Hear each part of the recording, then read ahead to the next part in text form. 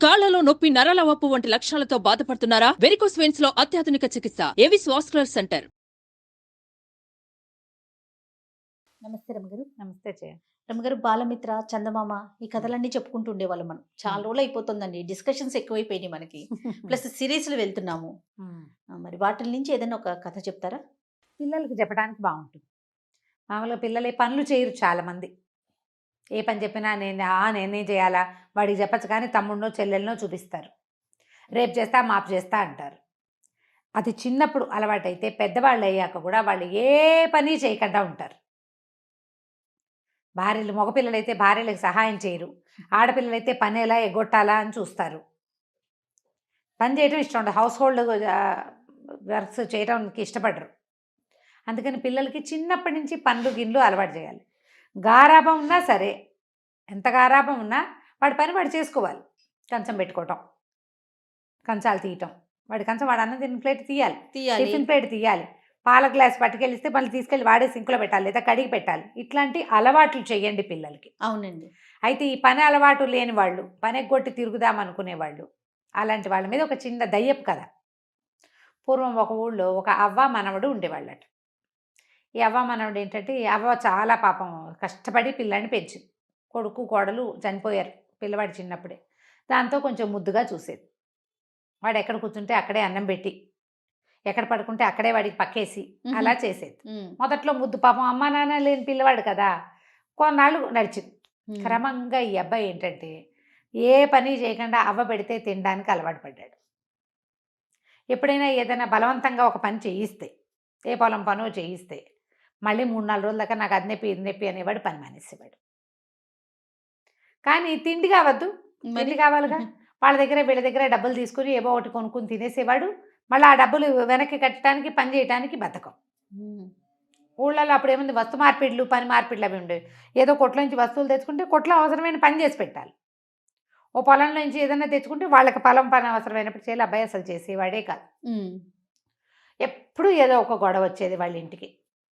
మీ వాడు అది తీసుకున్నాడు, ఇది తీసుకున్నాడంటే ఈ బామ్మ మామ అవ్వ ఒక్కతే ఎక్కడి నుంచి ఇస్తుంది. రోజు అనేది, ఒరే నేను నిన్ను మొయ్యలేకపోతున్నాను, చాలా బరువు అయిపోయావు నువ్వు, నాకు పని చెయ్యి, ఏదైనా పని చెయ్యి, పెద్దవాడివి అవుతున్నావు, 18 ఏళ్ళు వచ్చినాయి, పని చేయకపోతే ఎట్లా, ఇంకా 4 ఏళ్ళు పోతే పెళ్లి చేసుకుంటావు, పెళ్లి కావాలంటే నేను పని చేయను అనేవాడు. మరి పెళ్లి చేసుకుంటే భార్యను పోషించుకోవద్దు, మరి పిల్ల చెల్ల పుడితే వాళ్ళని చూడొద్దు. దాంతో ఇక అవ్వ విసిగిపోయేది. ఒకరోజు ఏమందంటే, ఒరే నువ్వు ఎక్కడికైనా వెళ్ళిపో, నాతో నువ్వు ఉండద్దు అంటే వాడి కోపం వచ్చి ఏమనుకున్నాడు, ఎంతసేపు పని అంటుంది. హాయిగా చెరువు గట్టును కాళ్ళు చాపుకుని పడుకుంటే ఎంత హాయిగా ఉంటుంది, గాలేస్తుంటే నిద్ర పడుతుంది. అన్నం వేళకి ఇంటికి వస్తే అవ్వలాగా అన్నం పెడుతుంది. అవ్వ అన్నానికి డబ్బు ఎక్కడి నుంచి తెస్తోంది అనేది వాడికి అక్కర్లా. సరే ఏమనుకున్నాడు, ఇది లాభం లేదు, వీడితో ఉండకూడదు, అడవిలోకి వెళ్ళిపోదాం హాయిగా, ఏ పని చేయక్కర్లా, అడవిలో ఏముంది పని, ఏదో కాయ కసరు కనపడుతుంది, వాటితో పొట్ట నింపుకుని హాయిగా ఉండొచ్చు. రోజు ఎట్లా గడుస్తుంది అనే ఊహ లేదు. ఒకవేళ ప్రమాదం ఉంటుందేమో, ఇంకా అంతదాకా వాడు ఊహించలా. వాడికి ఏదైనా ఊహిస్తే ముందే పని చేసేవాడు. అదే కదా. సరే అట్లా పోయి ఒక అడవిలో ఓ చెట్టు కింద కూర్చున్నాడు. చెట్టు కింద కూర్చుంటే ఆ చెట్టు మీద ఒక దయ్యం ఉందట. చింత చెట్టు అది. ఏం చేసింది, పైనుంచి చింతకాయలు రాల్చింది. వీడు పళ్ళు పండితే బాగుంటాయి, పుల్లగా తీగా బాగుంటాయి. 4 పళ్ళు తిన్నాడు, అక్కడే కూర్చున్నాడు. అదేమనుకుందంటే, సరేలే వీడిని ఏం చేస్తామని సాయంకాలం దాకా చూసింది. చీకటి పడినా వాడు వెళ్ళల. పగలల్లా దానికి అంత శక్తులు ఉండవు, సాయంత్రం పూట చీకటి పడేసరికి శక్తి పెరుగుతుంది. రాత్రికి వెళ్ళిపోతాడేమో అనుకుంది. ఎవ్వరూ చింత చెట్ల కింద పడుకోరు. అవును, మర్రి చెట్ల కింద, చింత చెట్ల కింద పడుకోకూడదు అనుకుంటారు. వీడు పోవటల్లా కాళ్ళు చాపుకుని పడుకున్నాడు. అవతల ఏదో నీళ్లున్నాయి, పోయి మంచినీళ్ళు తాగొచ్చాడు. కాసేపు అటు ఇటు తిరిగాడు, ఏవో తిన్నాడనమాట. చెట్ల పళ్ళో కాయలో దుంపలో తిన్నాడు. వచ్చి మళ్ళీ చెట్టు కింద పడుకునేసరికి దయ్యానికి ఆశ్చర్యం వేసింది. దిగొచ్చింది తెల్లవారుసామున. ఏరా అబ్బి, నీకు భయం ఎట్లేదా, ఏంటి, ఎందుకు వచ్చావు ఏమిటి అని అడిగితే, అబ్బో ఊళ్ళో ఉంటే పని చేయాలి, ఎంత పనో, ఎప్పుడు పని, ఎంత చేసినా తరగదు. మా అవ్వ ఒక పని వెనకాల ఒక పని చెప్తుంది. ఓ రోజు చేసి మానేయటానికి ఉండదు, పని చేయి అంటారు. నాకేమో ఖాళీగా కూర్చోవాలని ఉంటుంది. ఓకే, మా అవ్వ నేను పోషించలేనని తిడుతుంది, కోపం వచ్చేసానన్నాడు. ఈ దయ్యానికి అప్పుడప్పుడు వచ్చే మనుషులు, ఆ రోడ్డు మీద వాళ్ళు పట్టుకెళ్ళే సంచులు, వాళ్ళు ఎప్పుడైనా వదిలిపెడితే తనకి సో వాసన వచ్చేటువంటి తినుబండారాలు అవన్నిటి మీద మంచి ఆసక్తి ఉంది. దయ్యం అంది అయితే ఓ పని చేద్దామా, నువ్వు నా బదులు చెట్టు మీద ఉండు, నేను నీ బదులు ఊళ్ళోకి వెళ్తా. నాకు కూడా చూడాలంది, నాకు ఖాళీగా ఉండాలని లేదు, ఎవరు వస్తారా కాలక్షేపానికని చూస్తూ ఉంటాను నేను ఎంతసేపు. నువ్వు కనపడ్డావు రాత్రి నుంచి సరదాగా బాగోదు, ఎవడో ఒకటి మనిషి తిరుగుతుంది వాడి కేసు చూడడం, నాకు ఆ మనుషుల్ని చూడడం ఇష్టం, కావాలంటే పని చేస్తాను అనేసరికల్లా సుశీలుడు బాగానే ఉందనుకున్నాడు కుర్రాడు, బాగుంది ఈ పని చేద్దాం అనుకున్నాడు. సరే దయ్యానికి ఎలా నువ్వు నేను ఎలా అవుతావంటే ఏముంది, రేపు పొద్దున్నే నేను దయ్యం రూపంలో నుంచి బయటకు వచ్చేస్తాను, నీ బాడీలోకి వస్తా, నువ్వు నాలాగా మారిపోదు కానీ, నాకు తెలుసు ఆ విద్య. కాకపోతే ఏంటంటే నువ్వు వచ్చి అడిగితేనే ఇస్తా బాడీ, ఎవరు చెప్పినా నేను నా బాడీ నీకు ఇవ్వను. మనం మార్చుకోలేం, మనం ఒకళ్ళకొకళ్ళు ఒప్పుకోవని మార్చుకోవాలి. ఓకే, ఒకళ్ళు ఒప్పుకోపోయినా రెండో వాళ్ళకి అవకాశం లేదు. అంటే వీడేమనుకున్నాడు, ఏముంది మనకి చెట్టు మీద ఉండొచ్చు హాయిగా, తిండక్కర్లా గిండక్కర్లా, ఇప్పుడు తిండెట్లా అన్న భయం వస్తుంది మనుషులైతే. నాకేం భయం, హాయిగా చెట్టు మీద పడి ఉంటామే కదా, పని పాటల కన్నా హాయిగా పడుకోవచ్చు కామీగా అనుకొని బాడీ మార్చుకోవడానికి ఒప్పుకున్నాడు కుర్రాడు దయ్యము ఇద్దరు కలిసి బాడీ ఎక్స్చేంజ్ చేసేసుకున్నారు. ఒకళ్ళు ఇటు అటు అటు ఇటు మారిపోయారు. దయ్యమేమో సుశీలు కుర్రాడుగా మారిపోయింది, ఆ సుశీలుడేమో దయ్యంగా మారిపోయాడు. పోయి చెట్టు ఎక్కి కూర్చో, అబ్బా ఎంత హాయిగా ఉంది, లైట్గా బట్టలు కూడా అక్కర్లేదు, ఏ చెట్టు మీద కావాలంటే ఆ చెట్టు మీద చేయమని వెళ్ళిపోవచ్చు, ఎక్కడ కావాలంటే అక్కడ పడుకోవచ్చు, పక్క వేసుకోవాలి ఎక్కేసుకోవాలి, గోల లేదు, అన్నం వండుకునే పని లేదు, తలకాయ దూకోవాలి, ఈ ఘోషలు లేవు, మురిగ్గా ఉన్నావు అనేది మా అమ్మ, స్నానం చేయలేదు, స్నానానికి కూడా బతకమే బడికి, హాయిగా ఉందని చింత చెట్టుకి తోక వెళ్ళాడేసుకుని కూర్చున్నాడు. ఓకే, ఈ కుర్రాడి వేషంలోకి వచ్చిన దయ్యము దానికి ఎంత ఎక్సైటింగ్గా ఉందో, నడుస్తుంటే మహా బాగుంది. అంతకుముందు గాలిలో తేలిపోకుంటూ ఉండేది, ఇప్పుడు చక్కగా స్థిరంగా నడుస్తుంది. వెళ్ళి చెరువు దగ్గర నిలబడి చూసుకుంది, అచ్చు ఇందాక వచ్చిన కుర్రాడి లాగానే ఉంది తను. చాలా సంతోషించి సరే వీళ్ళు ఎలాగా గుర్తులు అన్నీ తెలుసుకుంది, వీణే అడిగింది, అలా గుర్తుల ప్రకారం ఇంటికి వెళ్ళిపోయింది. అవ్వ ఊరు నాయన వచ్చావా, ఎక్కడికి పోయావురా రాత్రంతా, దాదా సర్ది తాగుదు కానీ అని ఇచ్చింది. ఇచ్చేసరికి అలా మాట్లాడకుండా పుచ్చుకుంది దయ్యం. అది ఎన్నేళ్ళయిందో చచ్చిపోయి, దయ్యంగా ఉంది, ఫుడ్ లేదు, హాయిగా సర్ది అన్నం తిని ఉల్లిపాయలు పచ్చిమిరపకాయలు కొరుకుని తింటుంటే అమ్మ ఎంత ఆనందమో, ఎంతో బాగుంది. తర్వాత మా అమ్మ వాళ్ళ అవ్వ అడిగింది, ఏరా పక్కింటి కామంత్ గారికి పని ఉందిట్రా, నేను వెళ్తానంటే నేను కూడా వస్తానన్నాడు. ఆశ్చర్యపోయి నీటి వీడు వస్తానంటున్నాడు అని. అంతకుముందు నువ్వు అనేవాడు, ఆవతో పాటు పొలం పనిలోకి వెళ్ళాడు, చాలా పని చేశాడు, అన్ని పనులు అందరితో పాటు. సాయంత్రం ఇంటికి వచ్చాక ఎంత బాగా నిద్ర పెట్టిందో, అది దయ్యంగా ఉన్నప్పుడు దానికి నిద్రే తెలియదు, హాయిగా పడుకుని నిద్రపోయాడు. వాళ్ళ అవ్వ కూడా సంతోషించింది, వాళ్ళ తోలంలో పని చేశాడు, ఇక రోజు పని చేయడానికి వెళ్ళటం మొదలుపెట్టాడు. ప్రతిరోజు వెళ్తుంది ఆ దయ్యం పనిలోకి, చక్కగా పొద్దున్న తినేస్తుంది, సాయంత్రం తినేస్తుంది, హాయిగా పడుకుంటుంది, చక్కగా స్నానం చేయొచ్చు, చెరువులో ఎంతసేపు అయినా ఈత కొట్టచ్చు. అంతకుముందు కూడా ఈత కొట్టేది, దానికి ఇష్టం ఈత, కానీ దయ్యపు బాడీతో ఈత కొడితే ఒంటికి నీళ్ళు అంటావు కదా, ఆ సరదా తీరిపోతుంది. ఇప్పుడు చక్కగా యాక్టివ్గా తయారైపోయింది ఆ కుర్రాడు రూపంలో.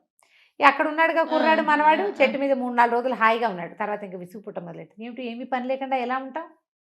అంతకుముందు ఎంత చేయకపోయినా కొంత పని చేసేవాడు, ఈ గిన్నె తీసి అక్కడ పెట్టు, ఆ చెంబు తీసి ఇక్కడ పెట్టు, ఆ కట్టలు పట్టుకురా, ఈ పొయ్యి వెలిగించు, పొయ్యి దగ్గర కూర్చో, ఏదో చెప్పేది, ఏదో అప్పుడప్పుడు స్నానం చేసేవాడు, ఎవరింటికైనా వెళ్ళేవాడు, ఎవరితోటైనా మాట్లాడేవాడు. ఈ బాడీతో ఏముంది, ఎవరితో మాట మంతి, వీడు కనపడగానే అందరు లేచక పారిపోతారు. అదే కదా, విసుకొచ్చేసింది.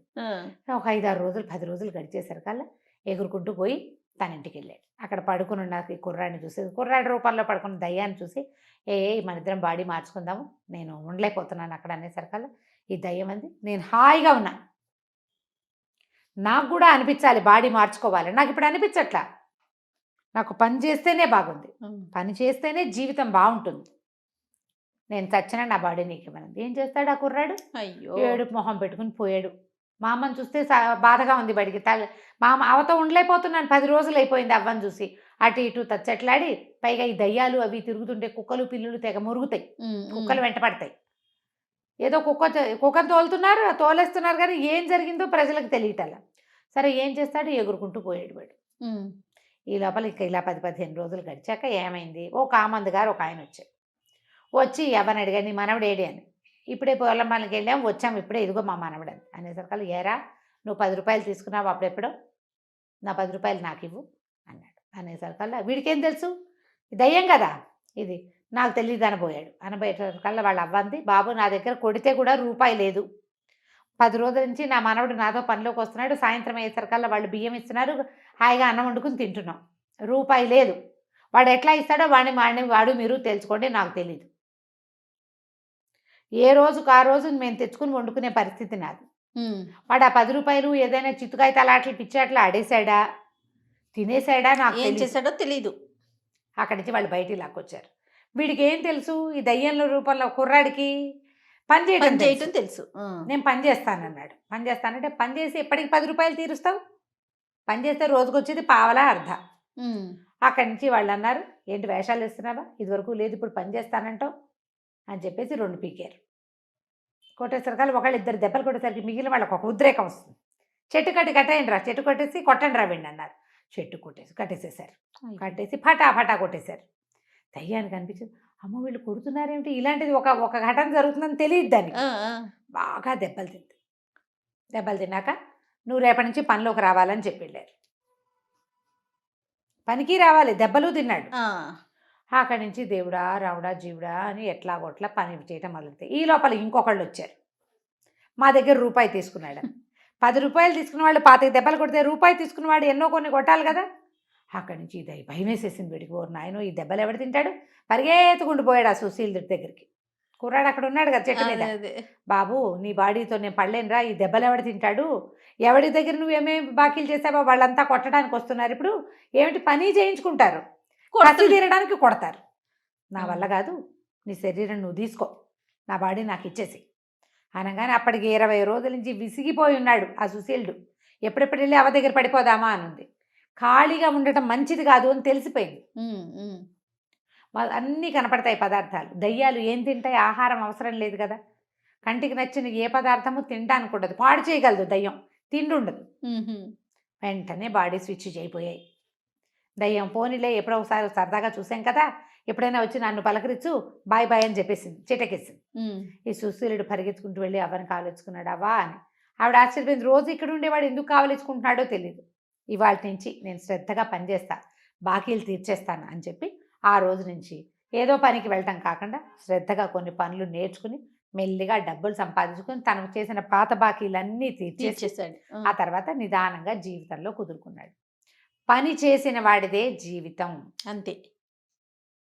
పని అనేది ఇతరులకి సహాయమే కాదు, నీకు కూడా. ఖాళీగా ఉండటం, ఏమీ చేయకుండా ఎంతసేపు ఇట్లా నొక్కుంటూ కాలక్షేపాలు చేయటం, ఇది బ్యాడ్ ప్రాక్టీసు. మగపిల్లల్ని పని చేయించకూడదు, పెళ్ళాలు వచ్చి పని చేస్తారు లాంటి దిక్కుమాల ఉద్దేశాల్లో ఉండకండి. పనులు అలవాటు చేయండి పిల్లలకి, వాళ్ళ పని వాళ్ళు చేసుకోవటం కనీసం. రైట్. ఇతరులకు సహాయం చేయటం 2వ పాయింట్. ఇవి నేర్పించాలి. సోమరిపోతులు కాకుండా ఉంటారు. ఈ కథని ఇంకా సరదాగా ఇంకా వాళ్ళకి నచ్చేలాగా చెప్పుకోవచ్చు మీరు. రైట్. చాలా బాగుంది రమ్మగారు. నమస్తే. నమస్తే జయ.